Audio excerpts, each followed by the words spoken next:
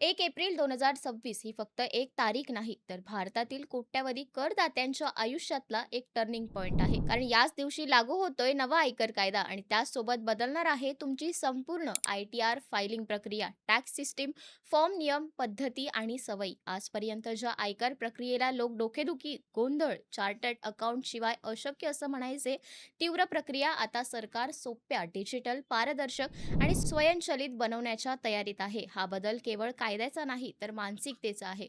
करदात्यांकडे पाहण्याची सरकारची दृष्टीच बदलते. काय आहे माहिती जाणून घेऊया संपूर्ण व्हिडिओच्या माध्यमातून. त्याआधी चॅनलला सबस्क्राईब करायला विसरू नका. नमस्कार, मी तन्वी सुनील आणि आपण पाहत आहात थेट वास्तव. तत्पूर्वी जे विद्यार्थी कोणत्याही फॅकल्टीमधून ग्रॅज्युएशन करत असतील आणि ज्यांचं स्वप्न आय-टी क्षेत्रातील सर्वोच्च कंपनीमध्ये लाखोचं पॅकेज मिळवायचं आहे, त्यांनी स्क्रीनवरती दिलेल्या नंबरवरती कॉन्टॅक्ट करा.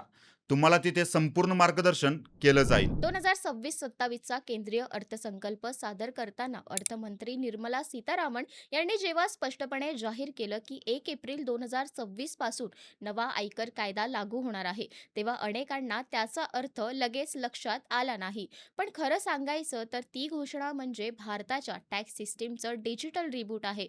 जुलै 2025 मध्ये अधिसूचित झालेला हा कायदा आता प्रत्यक्ष अंमलबजावणीच्या टप्प्यात येतोय आणि त्याचा थेट परिणाम प्रत्यक्ष सामान्य करदात्यांवर होणार आहे. नोकरदार, व्यापारी, फ्रीलान्सर, गुंतवणुकीदार, स्टार्टअप्स, वरिष्ठ नागरिक सगळ्यांवरच. आजपर्यंत आय-टी-आर म्हणजे फॉर्मची गुंतागुंत, सेक्शनची भीती, चुकीची माहिती भरली तर नोटीस, उशीर झाला तर दंड आणि सगळ्यात मोठी गोष्ट म्हणजे आपण स्वतः भरू शकत नाही, ही मानसिकता.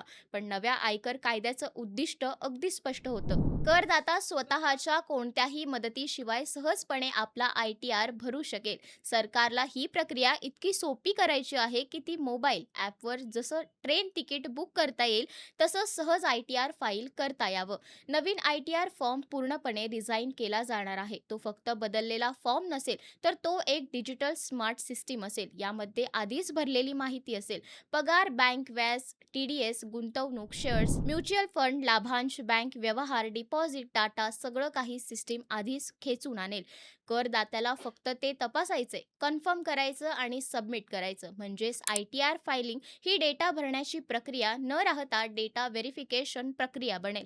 डिजिटलायझेशन हा नव्या कायद्याचा आत्मा आहे. शून्य कपात प्रमाणपत्र, nil deduction certificate, form 15G, 15H, updates return, कर सवलती, नुकसान समायोजन सगळं काही पूर्णपणे ऑनलाईन, ऑटोमॅटिक आणि सिस्टीम बेस्ड होणार आहे. म्हणजेच वेगवेगळ्या कार्यालयात जाणं, फॉर्म्स जमा करणं, फिजिकल डॉक्युमेंट्स, सही, स्टॅम्प्स आणि सगळी जुनी संस्कृती संपवण्याच्या दिशेत आहे. नव्या सिस्टीममुळे चुकांना खूपच कमी जागा राहील. कारण आज जे मॅन्युअली भरावं लागतं ते आता सिस्टीम आपोआप भरणार आहे. पगार आणि व्याजदर आधारित कर गणना ऑटोमॅटिक होईल. टी-डी-एस मिसमॅच, इन्कम मिसमॅच, चुकीचा सेक्शन निवडला असा चुका मोठ्या प्रमाणात कमी होतील. याचा सर्वात मोठा फायदा म्हणजे नोटीसची भीती कमी होईल. कारण जेव्हा डेटा सिस्टीम जनरेट असतो तेव्हाच विसंगती कमी असते. अपडेट्स, रिटर्न्स फाईल, कर यांनाही आता सोपं होणार आहे. आधी दाखल केलेल्या आय-टी-आर मध्ये चूक असल्यास, नुकसान कमी करायचं असल्यास किंवा काही उत्पन्न राखून गेलं असल्यास ते सुधारण्याची प्रक्रिया